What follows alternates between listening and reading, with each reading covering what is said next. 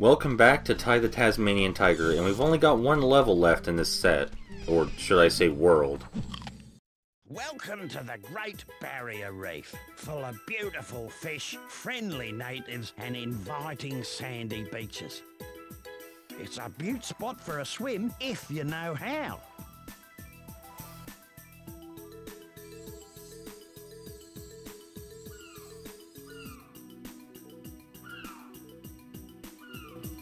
Well, unfortunately, Maury, as has already been established, we have absolutely no idea how to swim. I mean, we can do a kind of doggy paddle, but I'm not sure that's going to help us much here. These chairs we're bouncing on aren't used much in the way of actual platforming, they're just there for some extra environmental interaction. The exception being over here, with what is no doubt the easiest to obtain golden cog in the stage. This is the stage where the game officially stops holding back with its level design. Ty, mate, good to see you again. G'day, Rex. You saved anyone today? Funny you should say that. Elle went for a bit of a swim out near Danger Spike. Danger Spike? Where's that, Rex? It's a nice little spot, not too far from Shark Reef. Yeah, and? Well, anyway, she's an excellent swimmer, but she hasn't come home yet. I'm starting to get a bit worried. Struth. I'm on lifeguard duty, so could you have a look for me? Well, I would, mate, but I can't swim. Tell you what, I'll teach you. Follow me. When you're in water, press the bite button to dive, then tap the jump button to start swimming. Okay. Wish me luck. By the way, those boomerangs of yours won't work underwater, but I got a prezi for you that'll fix that. These are aquarangs. I found them in an old shipwreck years ago. They cut through water like a hot knife through butter. If you can dive under the water and grab them, well, then they're all yours. Apparently the only reason we couldn't swim before is that we just didn't know which buttons to press. Good one! The aquarangs work like regular boomerangs, but you can only use them underwater. Oh, and one other thing. You're not a fish, mate, so keep an eye on your air supply. Yeah, thanks, Rex. Use the aquarang to hit this switch. It'll open the shark door so you can be on your way. Sweet. So I mentioned previously that this game does its non-platforming sections extremely well, and that extends to the swimming. They even added a functionality to quick dive underwater, as you can see right here. And as Rex said, we attack with the aquarangs in exactly the same way, though there isn't a lot of fighting to be had. Great work, Ty. You've learned how to swim and use those aquarangs. With a bit of practice, you'll be a champion swimmer just like me. You beauty. This is my good mate. She'll show you the way to Danger Spike. Good luck, mate. Hey, Ty. You can swim faster by tapping the jump button to gain speed. Let's go find Elle. So this game has hands down the best controls for underwater swimming in any 3D platformer I've played, and he wasn't kidding when he said they cut through water like a hot knife through butter. Swimming feels incredibly responsive and smooth to the point that it's fun just to move around. Which is really important considering how much time we're going to be spending in the water. But you know what, we've been giving the aquarangs all the attention. We can use our zoomerangs to snipe enemies before we get anywhere near them. Which, you know, you don't really need to do. Now the thing about this stage is that it's just one big expanse of water with smatterings of land here and there. Which is very appropriate considering where we are, but it can also be incredibly overwhelming. It's for this reason that we're going to do things differently, and tackle the main objective of the stage first, and then go back for all the goodies. These mines kind of gravitate toward Ty when he gets close enough, and they will explode after a short period of time. Thankfully, we move very, very fast in the water, in case you haven't noticed. They're not hard to avoid, they're really just there to teach you how to swim faster.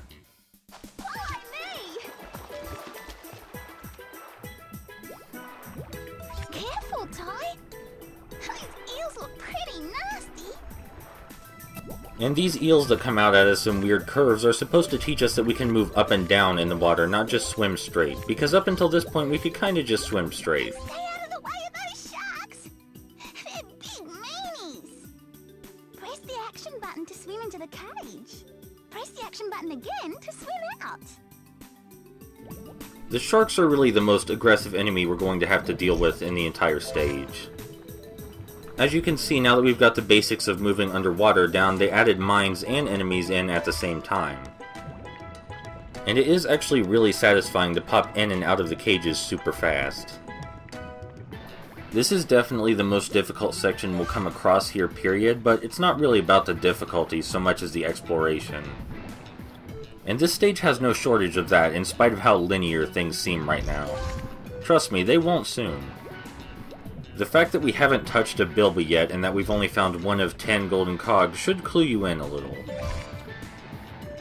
I'm not sure it's like a super good idea to have all the sharks just hanging out in one place like this. Should maybe talk to Rex about what this is doing to the ecosystem. We can hop a bit on the surface of the water, but we can only jump on platforms with a hard edge to them. We also can't just swim on the surface and hope to evade the sharks that way. They're not dumb. They will find us. And after what surely would have been a gauntlet for any normal person, we have reached Danger Spike, and I want to get this opal because if I don't get it now, I will forget it and freak out. Thankfully, the opals aren't nearly as hidden as this stage's other collectibles. So you figure now that we're here, the first thing we want to do is climb Danger Spike and look for L. But no, we're gonna break our rules for just a second. You see, one of the things Chrome liked to do most was hide collectibles in spaces that are seemingly just for decoration, because as I said, no space goes unused. So of course there's something hidden in an unassuming scattering of trees on the back of the most important island in the stage.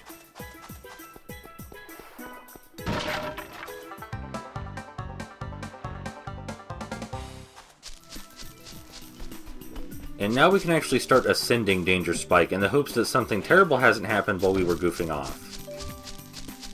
Though, I mean, let's not hold our breath here. It's called Danger Spike. And apparently the only pathway here is through Shark Reef. I mean, things just, they aren't looking good. But I mean, come on, let's not think about that. Let's talk about the game design.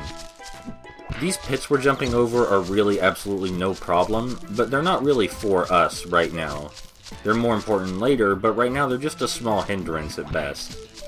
This is also due to the fact that although we've at least waded into the shallow end of the pool, there's a lot more coming, and the game wants to make absolutely sure we have the basics down. That doesn't mean it's going to be merciful with how it hides its collectibles, mind you. Are we there yet?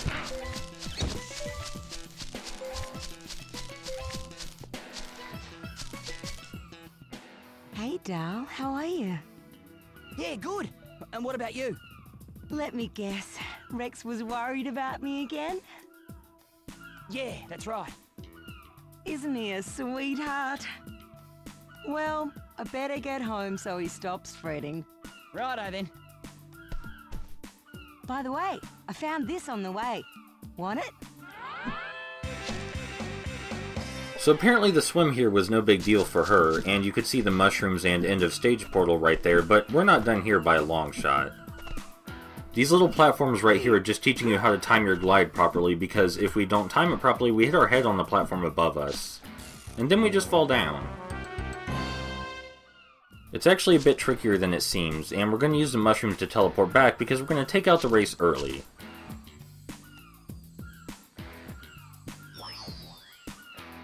Yeah, here we are, and if we look around, we can actually see that L beat us back already somehow. We can't interact with her, but it's kinda neat that she's there.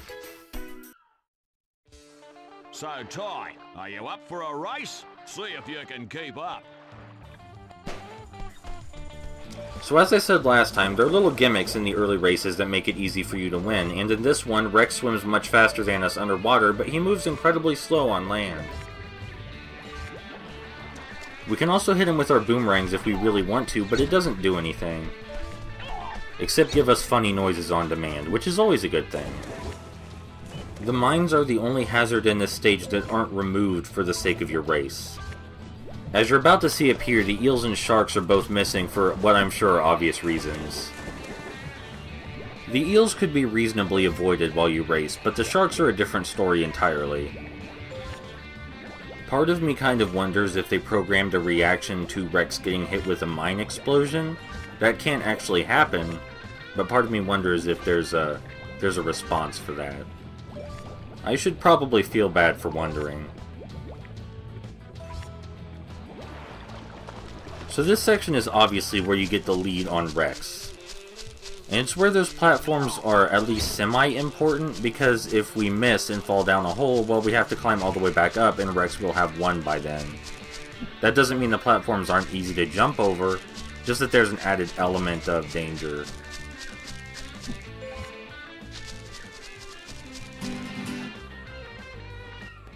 You little ripper, you fair dinkum beat me. I've trained you well, mate. My swimming coach gave this to me when I first beat him in a race. Now I want you to have it. Gee, thanks, mate. Cool!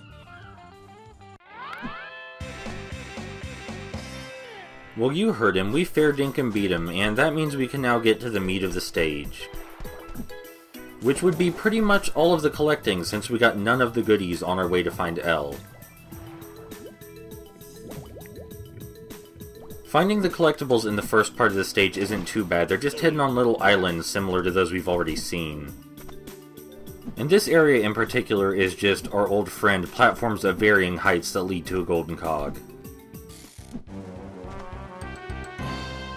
Like I said though, it can be kind of intimidating to look around and see all these islands and not know which ones you visited and which one you haven't, because it's just kind of one big expanse of blue.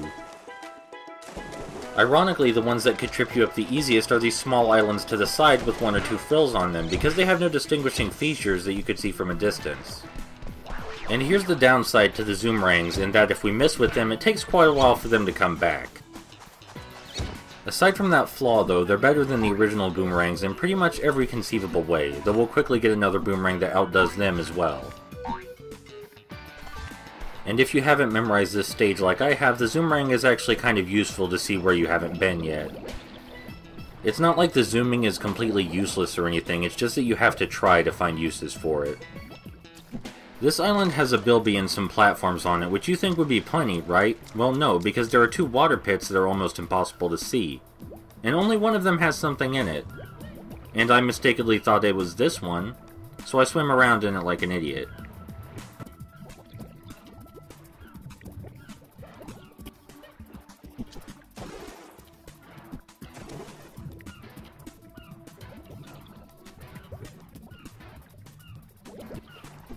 I had actually thought the game had broken, but I realized my memory failed me and I just jumped in the wrong pit, because they placed that one there specifically for the purpose of tripping you up.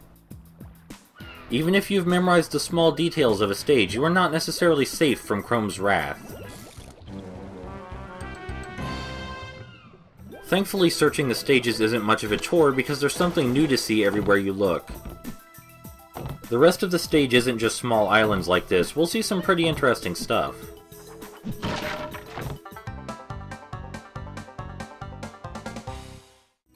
Like those really big fish.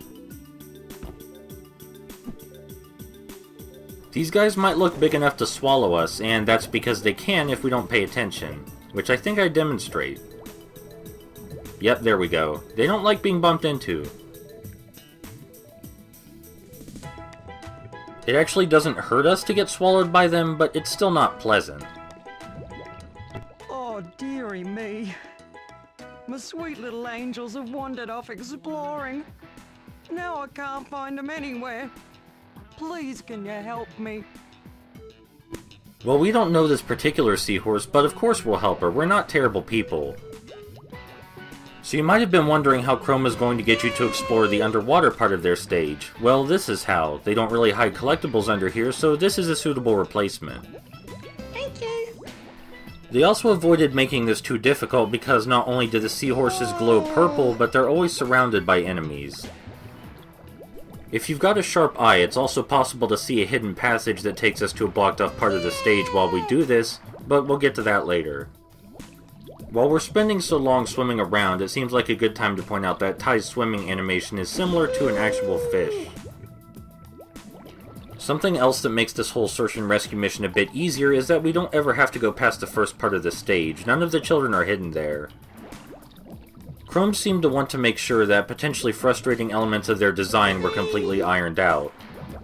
So even though this game has some of the most ruthlessly hidden collectibles in any platformer, it comes across as dedication to level design rather than cruelty.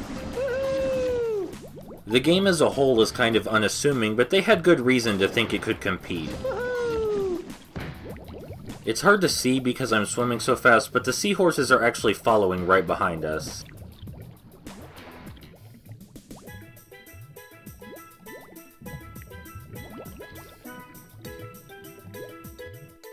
My babies. My precious babies. Thank you so much, little orange fish creature. How can I ever repay you? Hey, I know. You can have this sparkly rock I found in the sand. All right.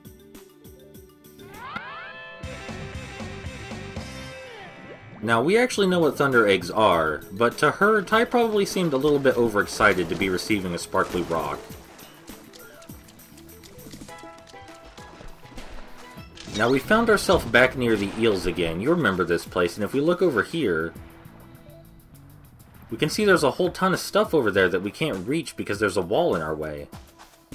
Let's just keep that in mind as we head over here to pick up some stranded opals. As I said earlier, thankfully the opals are not too hard to find, because if they were, I probably wouldn't be 100%ing this game for you right now. And we're going to do something bizarre and waste a super bite on this one box, because there's always an opal here I missed somehow, and the super bite will attract it to us. And there's just kind of a cog sitting over here all unassuming, and thankfully we can just run up and grab it without any turkeys to chase. We've done everything we can out here, so about that wall we couldn't get past. If you were paying attention while we were swimming through here earlier...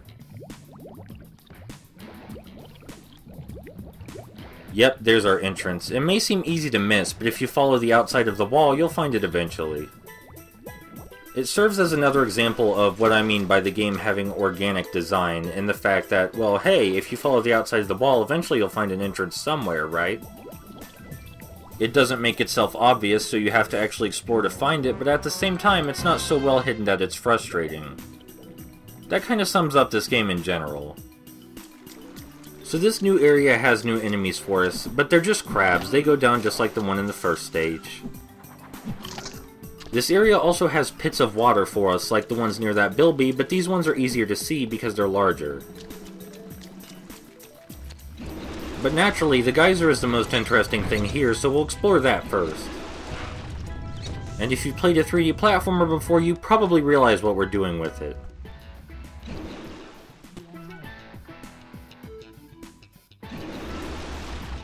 So from up here, not only can we collect a ton of opals, but we can see the area around us much better. Including that bilby way over there. Unfortunately, this platform moves kinda slow, so I'm gonna skip ahead just a minute or so. I usually don't make that jump, so I'm a little proud of myself. These platforms right here are deceptively hard to jump across. They're spread apart farther than they seem.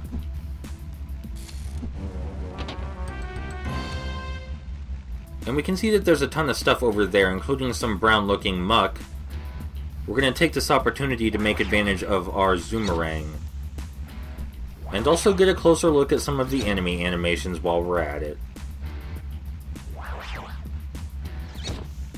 You know you're pushing the limits when you try and hit things that are phasing out of existence. If the draw distance can't touch it, neither can the Zoomerang. I wonder if the Zoomerang stops exactly where the draw distance for the enemy models does. That would actually make a lot of sense.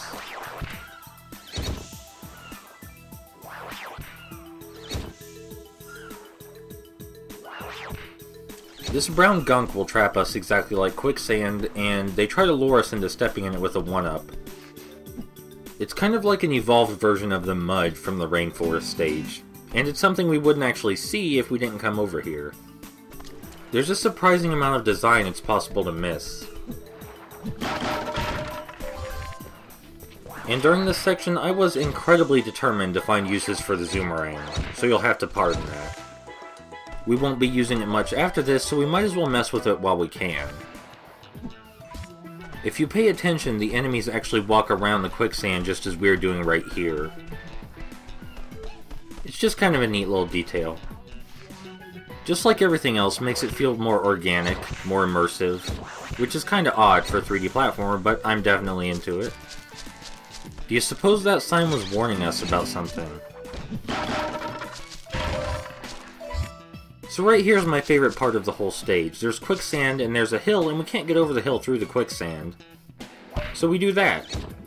There's no tutorial, there's no, hey, there are coconuts here, you just hit the coconuts. You see that you can't go straight through, you look around your environment, and you find a way to use it to get to where you need to be. It's pretty good game design. Like I said, on the surface, time may seem unassuming or standard, but it's really got a lot going for it when you dig into it. Kind of like we're digging into this quicksand, which is not nearly as easy to get out of as you would think. You don't just jiggle the control stick a few times, you have to strangle it. And any kind of forward movement upwards of 1 second makes Ty sink down to his neck again, so just don't fall in the quicksand. Nearly there. I made the mistake of skipping one of the coconuts because I was afraid I would miss it with my Zoomerang, but that's not something we want to do, so we'll just switch to the Boomerang instead. The coconuts can also be surprisingly hard to land on, being somewhat smaller than the other platforms we've encountered, and we have to do it quickly to boot. Again, this is stuff we could have completely missed if we ignored this area and only got the Thunder Eggs that were necessary.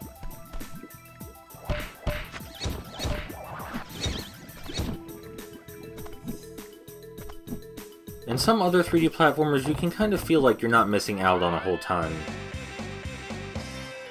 But this game's good at making you feel like there's a reason to explore.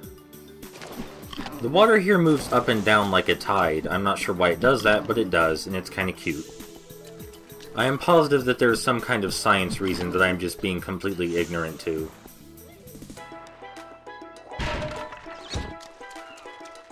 And there's your mandatory invisible box for the stage. Again, we will be coming back to get the rest of those.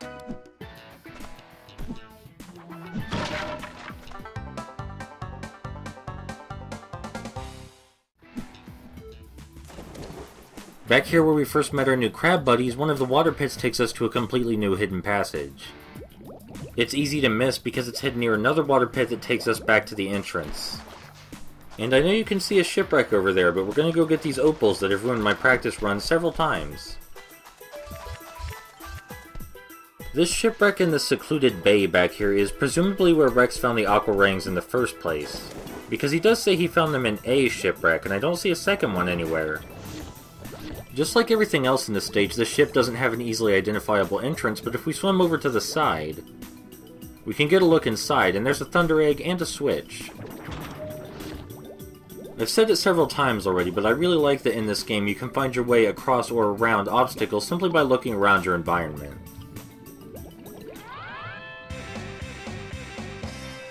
This area is presumably hidden away where most people couldn't access it, but Rex might want to think about turning it into a tourist attraction. Then again, I don't know if being a lifeguard is like his job or something, or just something he does, because as far as I know, everyone just barters in Thunder Eggs. Maybe this is some kind of utopia where everybody does what needs done without any kind of monetary compensation. It is incredibly late, and I really have no idea what I'm saying anymore.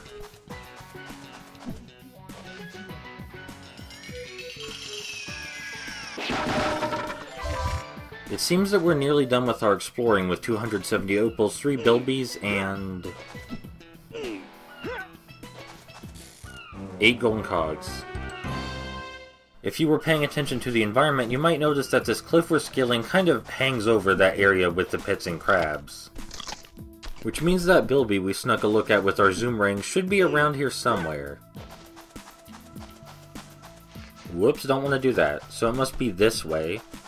And yeah, As a child, this particular Bilby was the bane of my existence because I could see it, but for the life of me I couldn't figure out how you get to it. Only got to worry about one more, and there is one little area left at the top of this cliff, but after that we're completely done with this area behind the wall.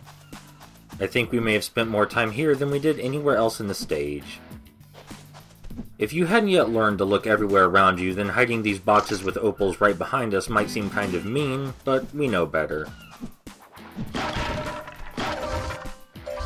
We've only got to worry about 15 more, but it's the last few opals that make you worry the most.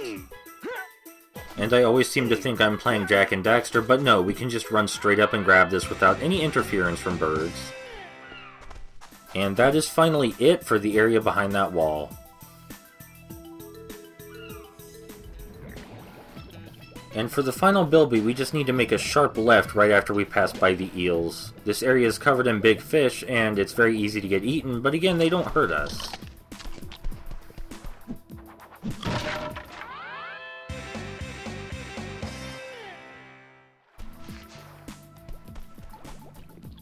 And we have to head all the way back to Danger Spike to clean up our last two cogs, one of which is hidden by a switch behind this rock. You probably would never think to look back here for the last golden cog, but then again, that's probably the point. All the switch does is lower some platforms which make getting the golden cog possible, so you could totally see the golden cog before, you just couldn't get to it.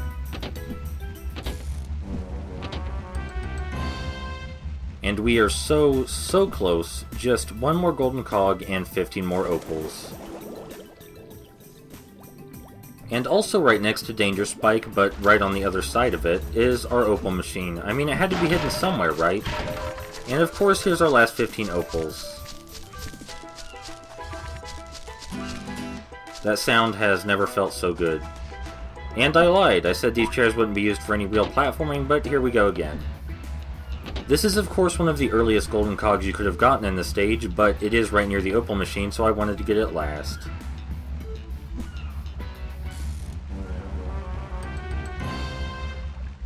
And I think we're done here at last.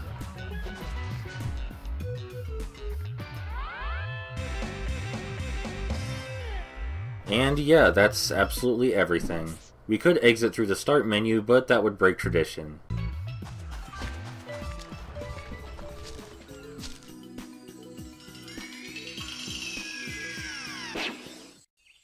We're back, and not only do we have enough golden cogs for another set of boomerangs, we also have the aqua rings, which could help us find some more rainbow scales. We do also have more than enough thunder eggs for the talisman, but we'll get to that later.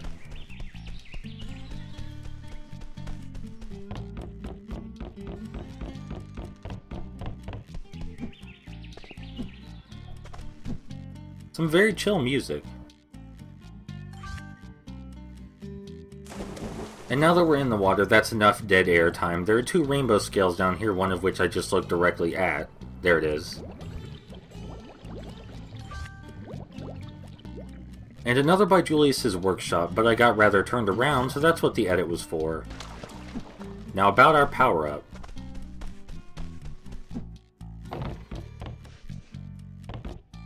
Hello again, Ty.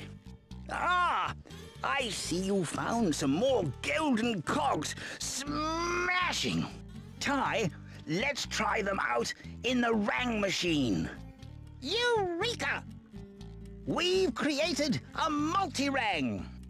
According to my calculations, the multi-rang will allow you to throw a lot of rangs at the same time. You beauty!